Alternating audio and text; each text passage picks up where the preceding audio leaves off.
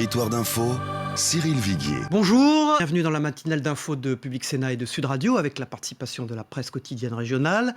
Aujourd'hui, nous accueillons Chantal Joanneau. Bonjour Chantal Joanneau, vous êtes sénatrice de Paris, porte-parole de l'UDI, conseillère régionale Île-de-France et candidat co-tête de liste dans les Hauts-de-Seine. Le scandale Volkswagen n'arrête pas de continuer. C'est pas vraiment de nature à réconcilier nos concitoyens ni avec l'Europe, ni avec les pouvoirs publics. C'est un scandale qui reflète quand même un échec collectif et ça fait longtemps qu'on demande un changement de ces normes d'homologation et de contrôle. Manuel Valls, qui se défend d'être laxiste dans une tribune sur Facebook, accusation évidemment à Nicolas Sarkozy qui l'accuse lui de faire le contraire de faire tout ça. Est-ce que pour vous Manuel Valls c'est un laxiste ou pas ? Oui, je ne crois pas qu'il soit laxiste particulièrement. En tant que ministère de l'Intérieur, il n'a jamais trop fait preuve de laxisme.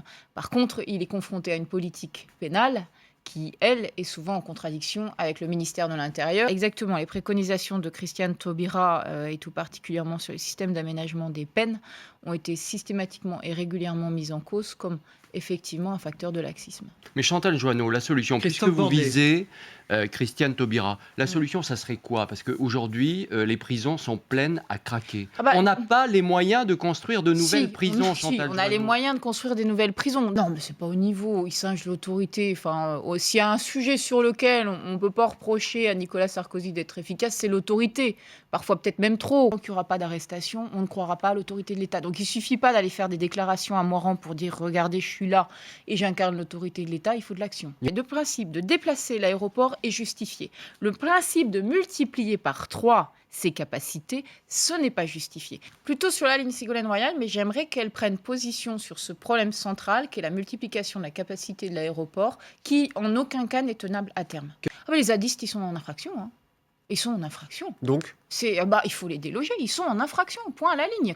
Un problème avec les gens du voyage, ça, ce sont des personnes qui sont désédentarisées, dont une partie est délinquante. Ce sont des délinquants, point à la ligne. Notre campagne électorale ne dit rien spécifiquement sur les tâches subalternes de la police. Notre campagne électorale dit s'il faut participer au financement de commissariats, de gendarmerie, s'il faut financer de la vidéoprotection autour des lycées qui sont de notre compétence, on le fera. La lutte contre les morts sur les routes, c'est quoi alors ? Particulièrement chez les jeunes, c'est pas une tâche subalterne.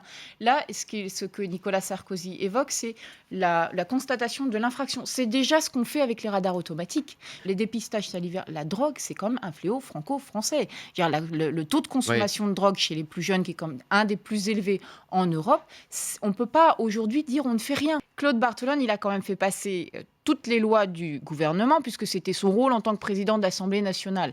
Donc les 6 ans de bonheur, nous, on voit juste le résultat du bonheur que nous a apporté ce gouvernement. Il n'a pas sa place dans l'équipe de France. Il y a une enquête en cours. Merci Chantal Joanneau. Au revoir à lundi.